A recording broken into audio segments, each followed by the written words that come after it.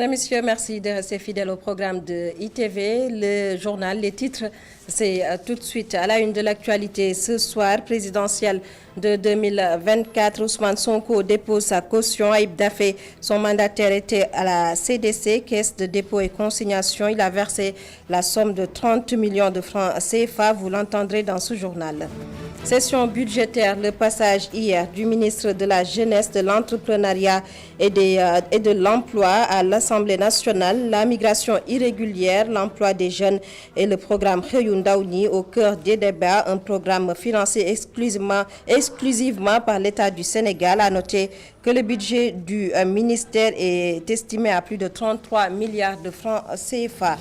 Transport, bus rapide transit, l'exploitation commerciale prévue vers le 27 décembre 2023. Les opérations de déguerpissement de la voirie du Berthet ont été lancées. Au rond-point Liberté 6, les commerçants se désolent.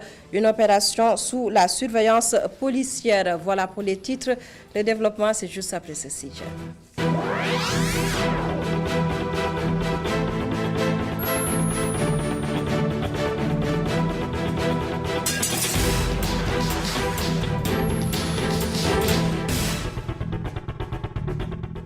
Bonsoir à tous et bienvenue. Présidentielle de 2024, le passage des candidats à la candidature à la Caisse de dépôt et consignation se poursuivent après celui du mandataire de Karim Meïssa Wade, du candidat Cheikh Bamba Dièye. Aïb Dafé, mandataire d'Ousmane Sonko, a déposé aujourd'hui la somme de 30 millions de francs CFA en guise de caution.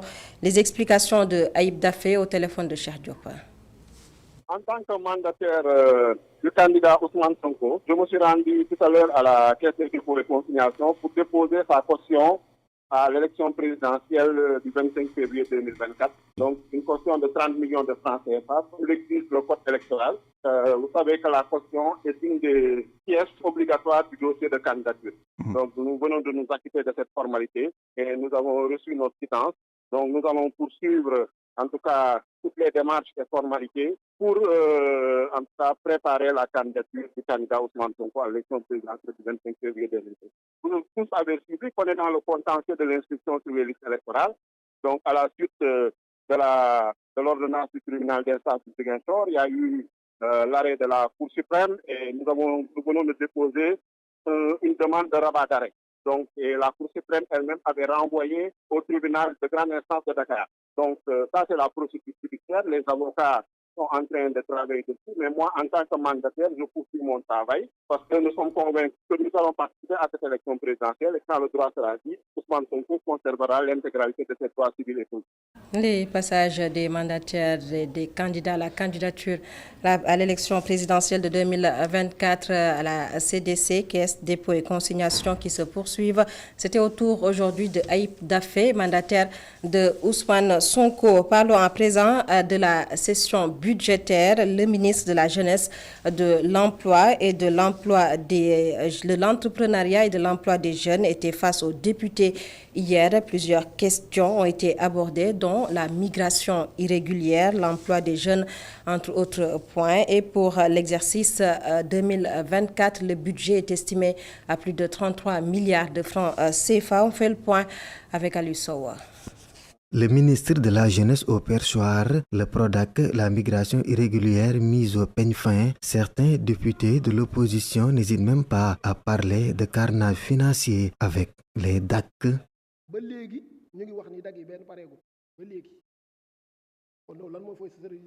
Aucun DAC n'est réalisé. Donc où est le résultat? Pour le programme Khayundaouni, il y a un échec. Les recrutements se font par clientélisme politique et les chiffres que vous avancez ne sont pas bons. Les jeunes sont découragés, raison pour laquelle ils périssent dans les océans, dans le désert ou encore au Nicaragua. Le PRODAC, c'est un scandale, le carnage financier du siècle. Autre mot que rencontrent les jeunes selon les parlementaires, l'employabilité. Pour Aïb Dafé, le gouvernement a échoué dans sa politique de jeunesse. PSE, politique de jeunesse, donc, ce qu'on peut mettre en œuvre La politique de la jeunesse n'est pas bonne au niveau du PSE. Cela justifie l'échec de Macky Sall. Parce qu'en un an de l'exploitation des hydrocarbures, la jeunesse est dans le désespoir.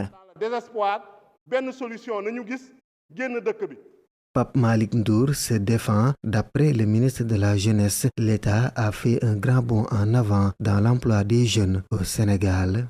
Je pense que s'il y a un consensus fort qu'il faudrait avoir aujourd'hui, qu'il faudrait bâtir, c'est celui autour du phénomène de l'immigration irrégulière. L'État est volontariste. L'État a fait un programme dans le cadre de mes propres actions. Pour les députés de la mouvance présidentielle, l'emploi des jeunes est boosté au Sénégal. Selon eux, il y a une forte croissance démographique, ce qui fait que la main-d'œuvre ne cesse de croître.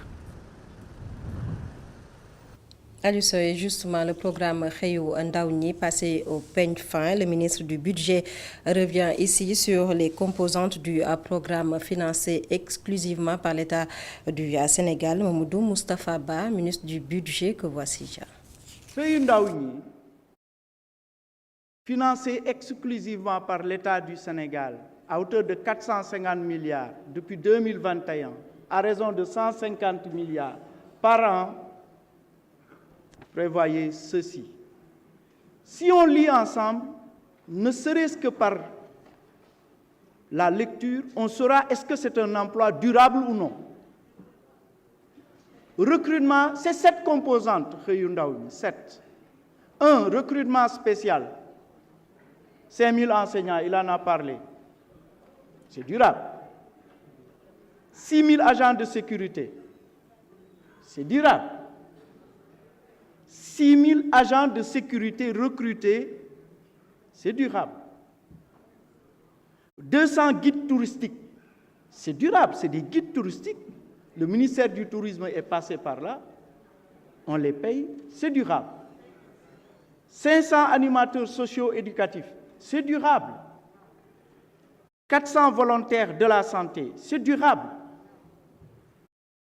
Il y a au niveau de ce programme la composante recrutement spécial.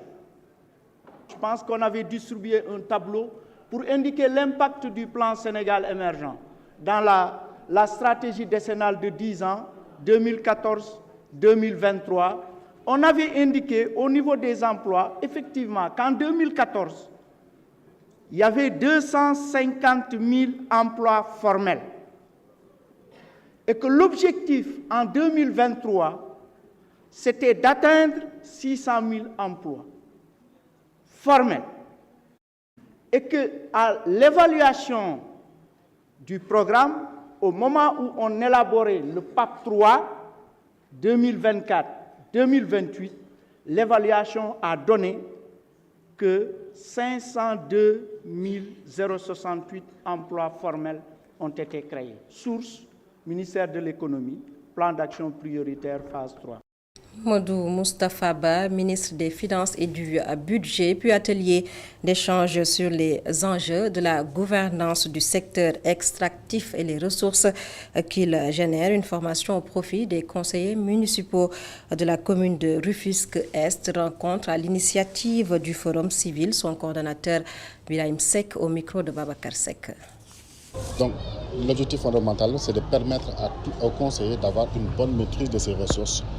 Mais également, si ils ont une bonne conscience de ces ressources, les amener à aller à la collecte de ces ressources au profit de la commune, mais également au profit des communautés. Et en retour, ce qu'on attend fondamentalement de la commune, et d'ailleurs M. le maire l'a soulevé tout à l'heure dans la salle, c'est la question de la redevabilité. Je pense que M. le maire est déjà alerte sur cette question-là, que quand on donne des ressources à une commune, la contrepartie pour la communauté, c'est de pouvoir faire ce qu'on appelle une redevabilité. Il y a pas mal d'entreprises d'exploitation qui sont ici au niveau de la commune de Rufisque-Est.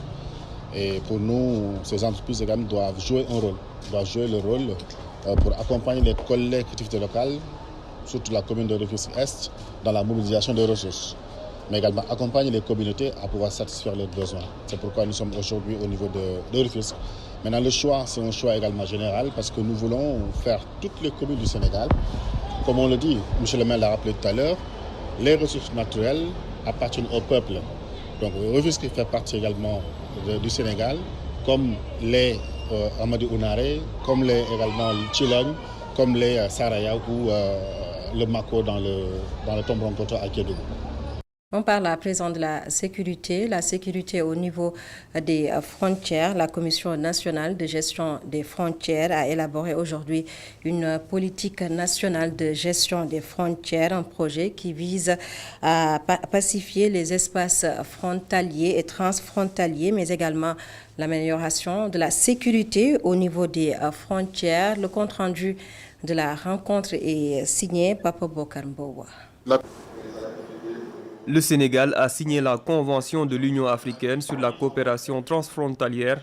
J'ai le plaisir d'annoncer que la Convention de l'Union africaine sur la coopération transfrontalière, dite la Convention de Niamey, adoptée dans le but de promouvoir la coopération transfrontalière comme outil privilégié de pacification des espaces frontaliers et transfrontaliers, a été signée par l'État du Sénégal et sa ratification se fera très prochainement par l'Assemblée nationale. Omar Wade annonce un plan d'action de 4 domaines pour pacifier les zones frontalières. 4 domaines, nous allons exactement travailler à la pacification des zones frontalières, donc nous accorder avec nos voisins sur quelles sont les délimitations, éviter tout ce qui est litige frontalier, donc c'est ce qu'on appelle stabiliser les zones, et ensuite mettre des infrastructures qui permettent d'être utilisées de part et d'autre de la région. C'est des infrastructures hospitalières, c'est des infrastructures routières, c'est toutes les infrastructures qui peuvent être utilisées de part et d'autre de la frontière. L'Allemagne dotera de moyens logistiques l'État du Sénégal pour renforcer la surveillance des frontières. L'Allemagne soutient le Sénégal dans l'amélioration du contrôle et de la surveillance des frontières afin de détecter à temps les menaces transnationales et de les combattre de manière appropriée. À cette fin, un projet est prévu pour surveiller plus efficacement la zone frontalière à l'aide des systèmes aériens sans pilote qu'on s'appelle des drones.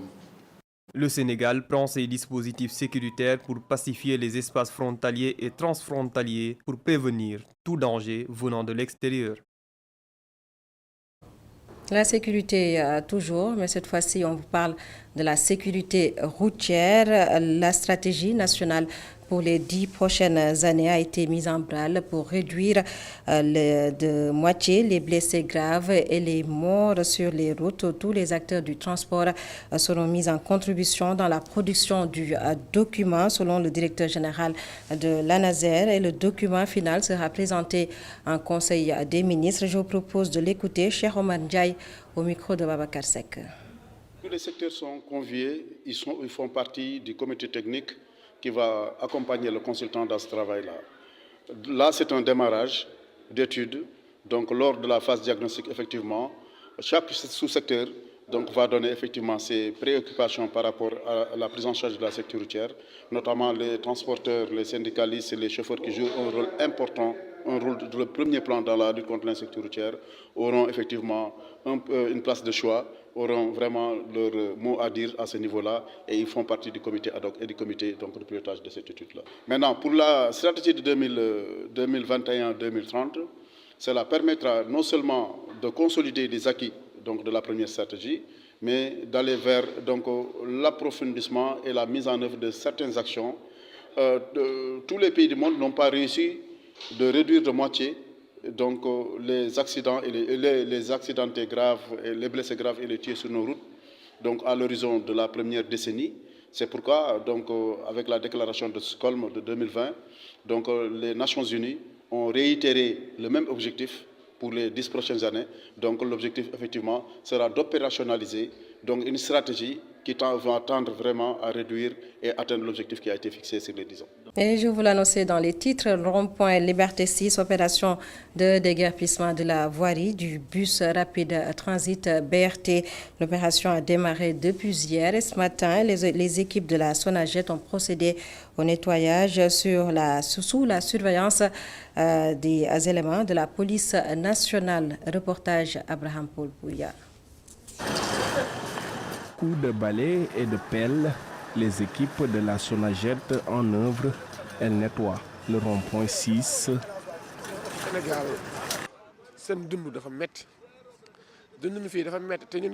Le constat est que c'est plus facile pour un étranger de réussir au Sénégal. C'est dur et triste ce qui se passe. Tu quittes le Sénégal des profondeurs pour venir travailler à Dakar, mais on nous déplace souvent à cause des déguerpissements. Avant d'investir dans des fleurs, il faut donc donner du travail à la jeunesse.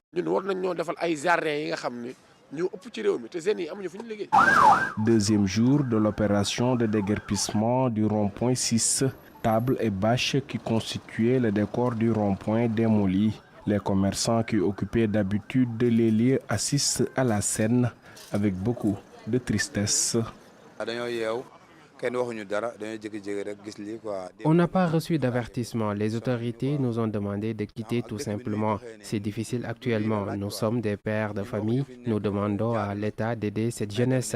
Certains parmi nous ont pris la mer. C'est le phénomène de l'immigration irrégulière. Déguerpis pour une énième fois, ces commerçants demandent à l'État de les accompagner, mettre à leur disposition un site de recasement.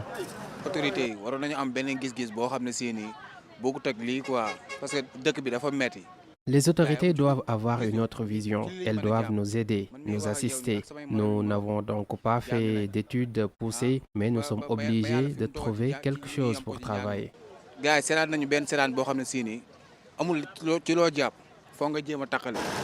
Démarrée depuis hier, l'opération de déguerpissement du rond-point 6 se poursuit. L'objectif est de libérer les alentours du BRT. L'opération se déroule sous le contrôle de la police.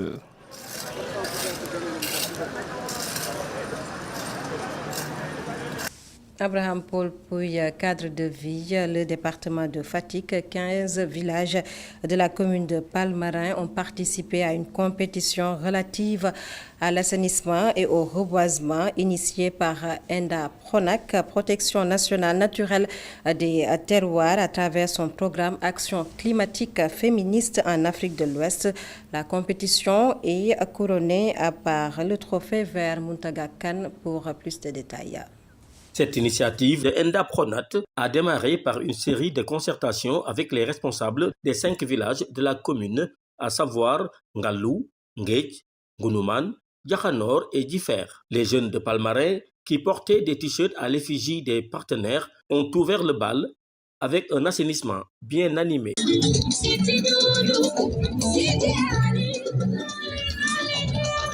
Le trophée vert a pour principal objectif de mobiliser les jeunes dans la dynamique de participer activement à la préservation de leur environnement. Donc le trophée vert qui est une initiative de ENDA Pronat dans toujours le cadre du projet ACFAO, donc qui nous permet aujourd'hui de pouvoir mobiliser les jeunes au-delà du sport, donc pour la cause environnementale. Les jeunes de Ngounouman, un quartier de Palmarin, qui viennent de finir leur labeur, se sont félicités du matériel que leur a offert leur partenaire et des formations dont ils ont bénéficié. Ils nous ont émis du matériel tel que des pelles, des poubelles. Ils nous ont aussi fait bénéficier d'une formation dédiée à la jeunesse de la commune, relative à la gestion de leur structure associative. C'est une très bonne chose pour Palmarin. On peut dire que la jeunesse doit prendre en main les affaires de sa cité et de son pays. À Nguej, les femmes n'ont pas été en reste. C'est une activité qui participe au développement de notre village. C'est pourquoi je me suis engagé et j'incite ainsi mes camarades à faire de même. Si on se conforme à leurs conseils, le village y verra son compte, s'il plaît à Dieu. Après les étapes de Ngalou, Nguej, Gounouman et Diakhanor, Differ a bouclé la boucle avec un assainissement suivi d'un reboisement de quelques dizaines de cocotiers. Le principal défi, c'est le suivi pour la préservation des arbustes. jël nañ suñu métuwaay yoo xam ne nii pour aar ko ndax boo xoolee la fois passée bi mooy deuxième reboisement bi fi am amuñu woon métuwaay te amuñu woon tamit ñu leen jàppale pour maanaam garab yi mën a jóg ay filaaw lañ fi dafa boo xoolee moo nekk kii yële place yi dañoo deewaa incha allah yi moom bëgg nañ ko am mu am suivi ba incha allah rob liñ ci bëgg ñu am. Ces cocotiers naissants qui ont déjà commencé à changer positivement le décor de la plage de Djifer, ferait de cette mer à la berge spacieuse un lieu attractif malgré ses vagues souvent enragées. Mountaga Kane, une note de santé à présent, santé sexuelle et reproductive au Sénégal pour améliorer l'accès de la qualité et de l'utilisation des services de santé sexuelle et reproductive, en particulier dans la région de Kédougou. Le projet Ma Voix, Ma Santé a formulé un plaidoyer auprès des autorités. Ma Voix, Ma Santé, un projet mené par Carrefour International. Omar Diallo est le coordonnateur national du projet Ma Voix, Ma Santé. Je vous propose de le suivre au micro de Cheikh Sall. Projet ndaw la te pour ndaw yi la donc dañuy jël ndaw yi ñu jël ay xalé ndaw yi nga xam ne ay leader lañ. On a d'abord commencé par la formation des jeunes qui sont les principales concernés par ce projet Ma Voix, Ma Santé sur la santé de la reproduction. Mais on a aussi échangé avec des autorités locales et étatiques qui doivent également prendre des décisions pour l'amélioration de l'accès, de la qualité et de l'utilisation des services de santé sexuelle et reproductive au Sénégal en général et dans la région de Kédougou en particulier. Aujourd'hui, on est là pour un atelier national qui va se poursuivre par un plaidoyer qui va être porté par les jeunes eux-mêmes qui vont parler aux autorités pour que ces dernières viennent faire des investissements publics en leur faveur, et ce sera porté également au niveau des familles. Parce qu'avant l'arrivée du projet, on voyait qu'il y avait des jeunes filles qui étaient tout le temps enceintes alors qu'elles avaient juste 15 ans. Ou des jeunes filles qui se marient très tôt, ou bien l'abandon des jeunes filles dans les milieux scolaires.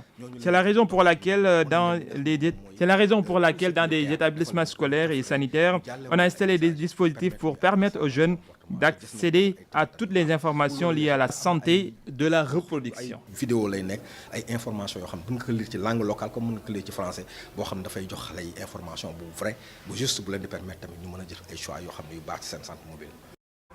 Et nous allons à présent dans le Ndoukoumane, c'est pour parler éducation. Kaffrine, l'inspection d'académie de la région a organisé une fête d'excellence. Les meilleurs élèves ont été récompensés et donnés un exemple. On fait le point avec notre correspondant sur place, Boubacar Falbop. L'académie de Kaffrine a célébré la fête de l'excellence ce samedi avec 26 récipiendaires qui se sont illustrés dans différentes disciplines. Une initiative magnifiée par le président de la commission éducation à la mairie de Kaffrine. Ce qu'on attend de ces élèves, c'est qu'au moins qu'ils puissent en tout cas monter au podium de tous les concours qui s'organisent au niveau local comme au niveau national. Vous venez de savoir effectivement que la Miss Mathématiques qui est première au niveau de la région de Kaffrine est sortie deuxième au niveau national. Et nous sommes en train de construire un lycée d'excellence à Kaffrine. Nous ne voudrions pas que ce lycée soit un lycée de Modou comme on a l'habitude de dire. Des gosses qui nous viennent des autres régions vont occuper ce lycée alors que nous avons la possibilité en tout cas de faire de notre mieux pour que nos enfants puissent au moins occuper les premiers rôles par rapport à ce lycée que nous sommes en train de construire.